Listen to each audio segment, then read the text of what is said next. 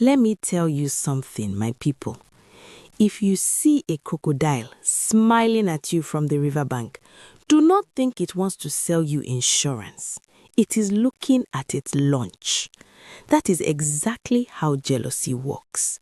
It does not come with a frown. It comes with a plate of jollof rice and a mouth full of compliments. If a fortune teller had looked into a calabash of water and told Agbotomo that her own friends, girls she shared roasted corn with, would one day dig a hole in the earth just to bury her destiny, she would have laughed until tears ran down her legs. She would have said, "No, not here. Evil happens in the city, not in our village where everyone knows everyone's grandfather's name." But life has a way of teaching you that the enemy outside the gate is not as dangerous as the enemy inside the house. This story I am about to tell you is not just a story, it is a warning. It is the reason why when a Nigerian mother tells you, "My daughter, look left and right before you cross the road," she is not just talking about cars, she's talking about people. Sit down, adjust your chair, and let me tell you about the girl whose beauty was a crime and the friends whose hearts were blacker than the bottom of a soup pot. Her name was Agbotomo, but nobody called her that anymore. In the village of Umueze, they called her Beauty. It wasn't a nickname she chose. If it were up to her, she would have chosen a name like Peace or Silence because that was all she ever wanted.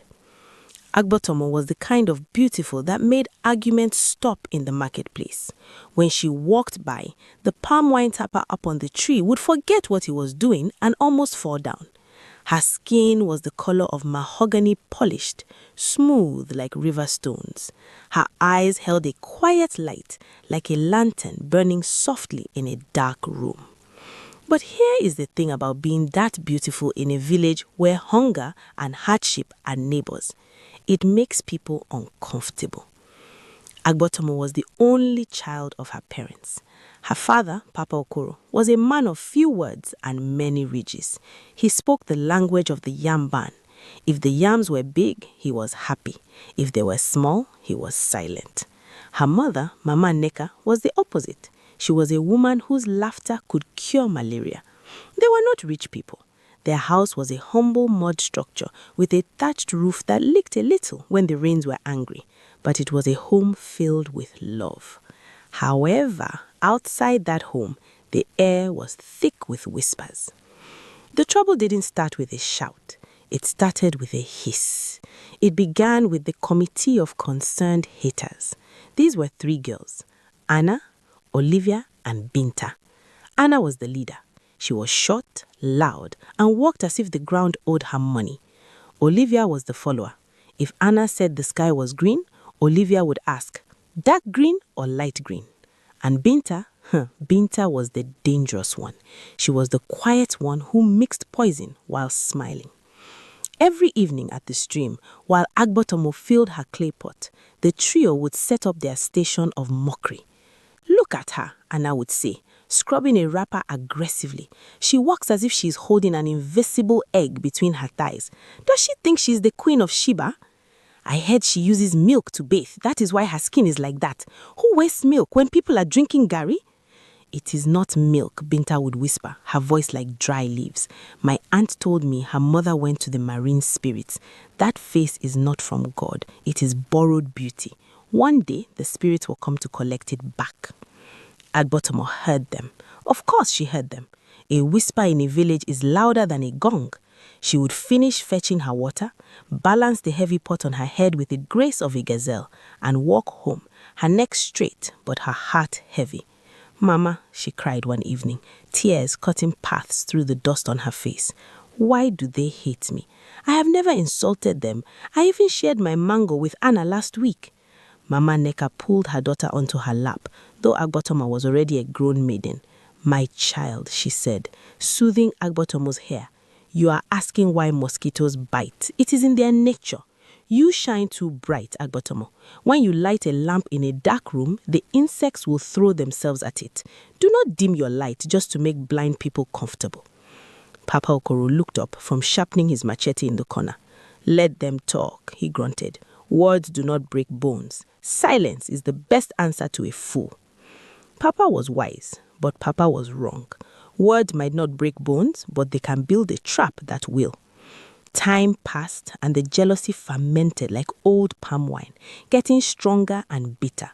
The villagers began to treat Agbotomo like a stranger. The rumors had taken root. People called her spirit child or snake girl. If a goat went missing, they looked at Agbotomo. If it rained too much, it was Agbotomo's fault. If the sun was too hot, it was Agbotomo's fault. Agbotomo retreated into a shell. She stopped going to the market. She stayed in the compound, sweeping the same spot of sand until it was smooth as glass, just to avoid the eyes of the world. Then the day came that changed the rhythm of Umueze. It was a Tuesday afternoon. The sun was sitting directly on top of people's heads when the sound of the royal gong shattered the heat. Gomong, gomong, gomong. "People of Umueze, lend me your ears," the town crier bellowed, his chest heaving. "The king has spoken. The royal house is empty of a daughter-in-law. The prince, the lion's cub, is ready to take a wife." The village erupted. Pots were dropped. Babies were abandoned in mid-suckling.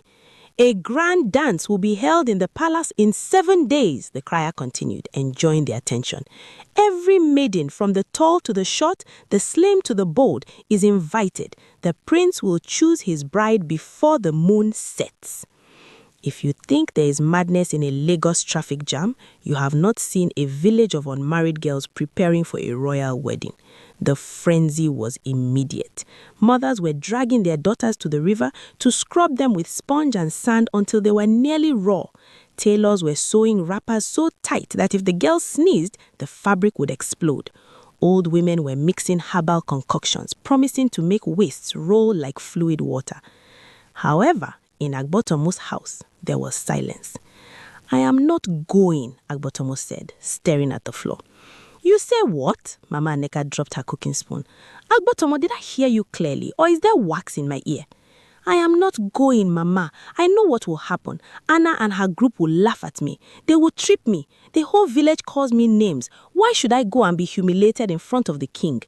Mama Aneka stood up. She was a small woman, but in that moment she looked 10 feet tall. "You will go. Not because of the prince, but because of yourself. If you hide in this house, you are digging your own grave. You will go, you will dance, and you will let the gods decide the rest." She went to her heavy wooden box, the one she kept locked with a key tied to her wrapper, and pulled out a cloth. It was blue, the color of the midnight sky, woven with silver threads that caught the candlelight. "I wore this when your father married me," she whispered. "It has lock in it. You will look like a queen." Agbotomo touched the fabric, and for the first time in months, a small smile touched her lips. Maybe things could be different. While Agbotomo was dreaming of hope, the committee of Bad Bele was holding an emergency meeting by the river. "She is coming," Binta said, her voice low. "I saw her mother drying the blue wrapper. If Agbotomo steps foot in that palace, the prince will not even look at us. He will choose her before the drums even start beating." Olivia bit her fingernail. "So what do we do? We cannot stop her from walking." Anna's eyes narrowed. "We don't need to stop her from walking. We just need to stop her from arriving."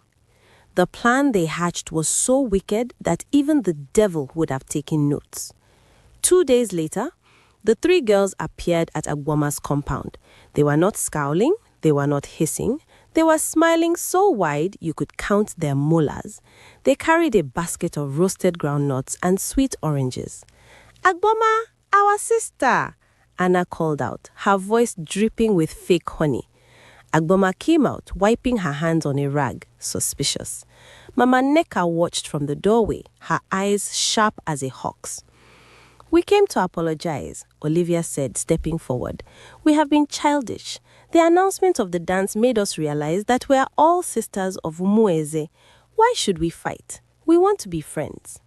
"We want us to go to the dance together," Binta added, offering the basket. "Let us braid your hair. Let us be a team."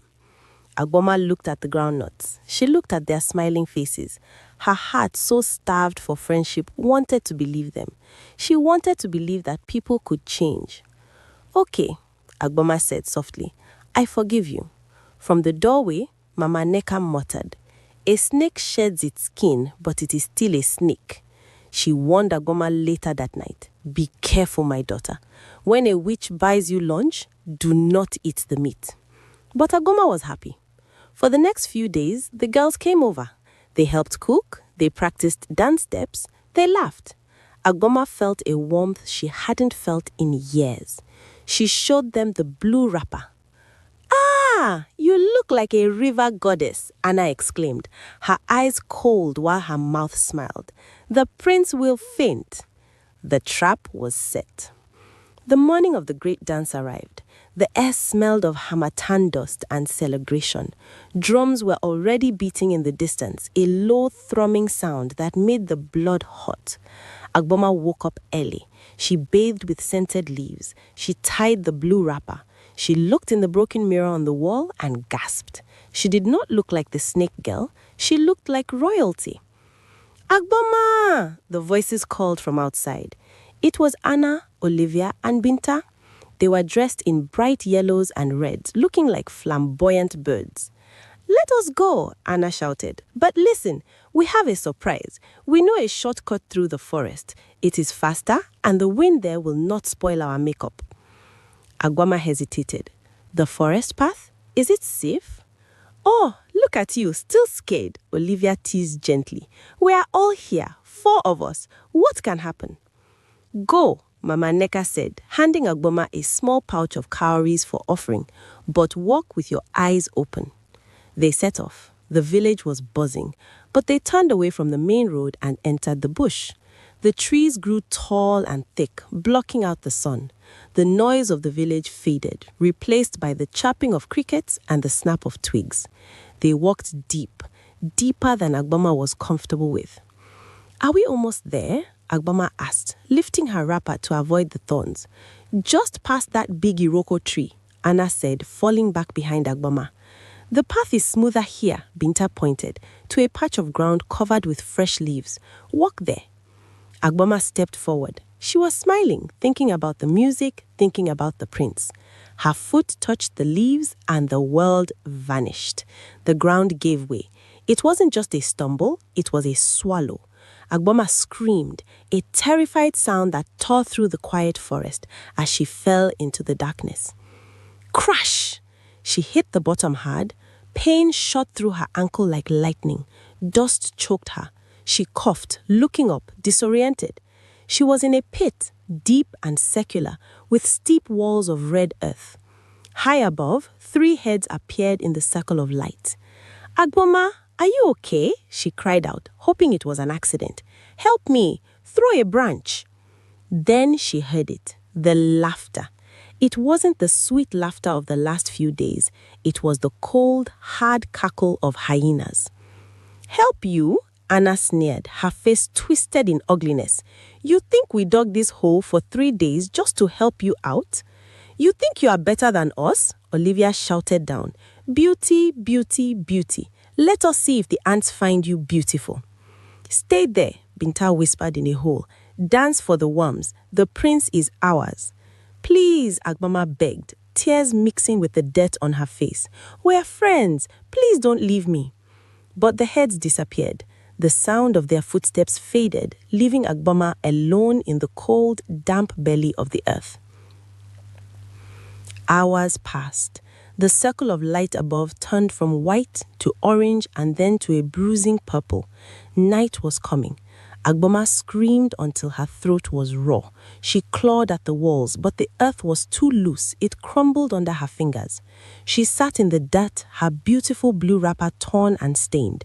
She thought of her mother waiting. She thought of the prince dancing. She realized then that beauty was not a blessing, it was a burden. She closed her eyes and prayed. "God of my fathers, if this is my end, let my parents know I did not run away." Meanwhile, at the palace, the party was in full swing. Drums were thundering. Girls were shaking their waists as if their spines were made of rubber. The prince sat on his throne, looking bored. He watched girl after girl dance. Anna danced with aggression, Olivia with desperation, Binta with calculation. The prince leaned to his father, the king. "Papa," he sighed, Is this all of them? They dance well, but their eyes are hungry for power, not for love. I do not see a wife here. Back in the village, Mama Neka was pacing like a caged lioness. Where is Agboma? The sun has gone to sleep. Where is Agboma? Papa Okoro grabbed his lantern. Something is wrong. I feel it in my bones. But help was coming from an unexpected place. Early the next morning, as the mist was still hugging the ground, a man named Dime was walking through the forest. Dime was the king's hunter. He was a man who knew the forest better than he knew the back of his hand. He was tracking a grass cutter when he heard a sound. It was a low, weak sobbing. Dime paused. "Is that a spirit?" he asked his dog. The dog barked at a patch of disturbed leaves. Dime moved the leaves aside and looked down.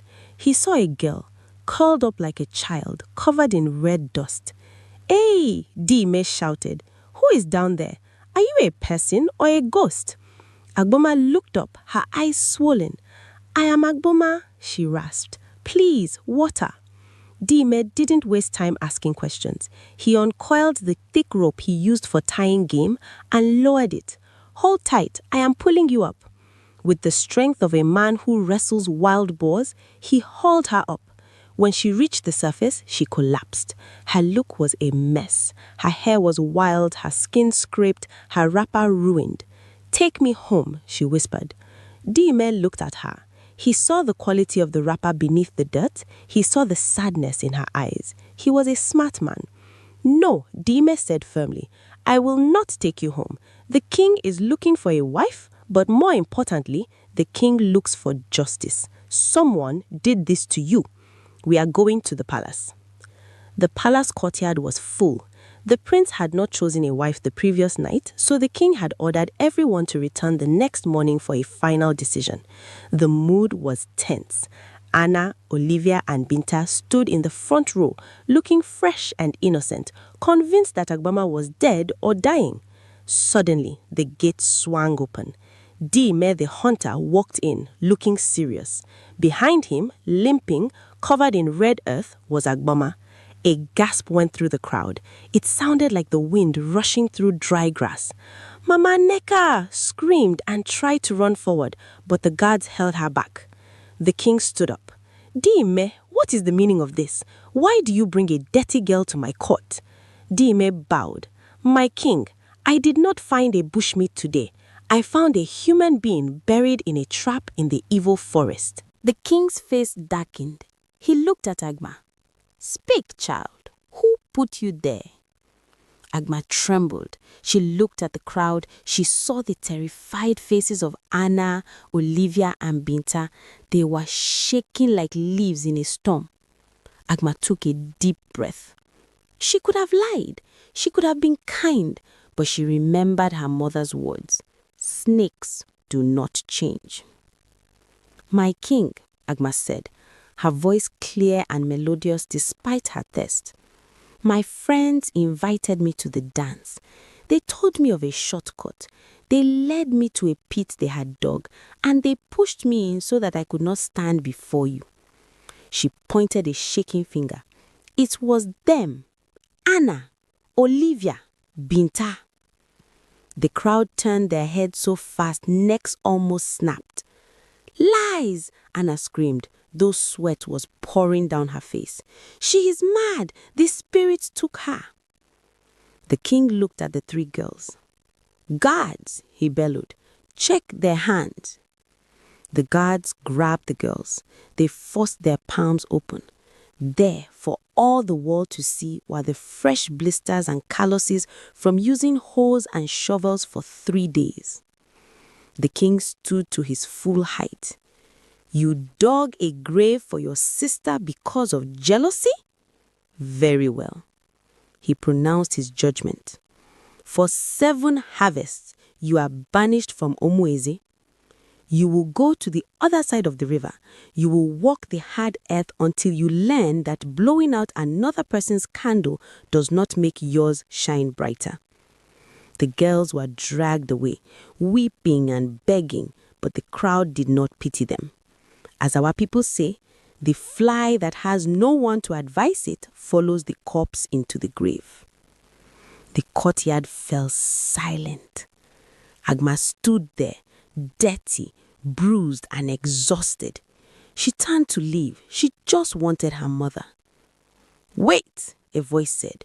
It was the prince. He stepped down from the dais. He walked past the girls in their fine silks and perfumes. He stopped in front of Agma. He looked at her. He didn't see the dirt. He didn't see the torn wrapper. He saw the strength in her shoulders. He saw the truth in her eyes. He saw a woman who had been buried and rose again. "You," the prince said softly, "you are the one." Agma looked at her hands. "My prince, I am dirty. I am not ready." The prince smiled, and it was a genuine smile. Gold is still gold, even when it is covered in mud. A queen is not defined by her clothes, but by her character. You survived hatred with grace. That is the beauty I have been looking for. He took her hand. "Go, wash, rest. I will wait for you." And that, my people, is how Agma became the queen of Omueze.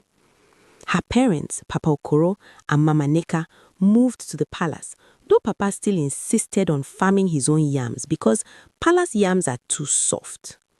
As for the three friends, they learnt their lesson the hard way.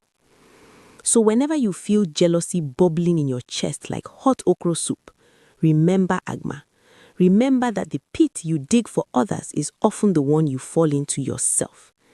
And if you see a beautiful girl walking past, do not hiss, just wave. It is cheaper and it keeps you out of the king's prison. I leave you now. May your road be clear and may your friends be true.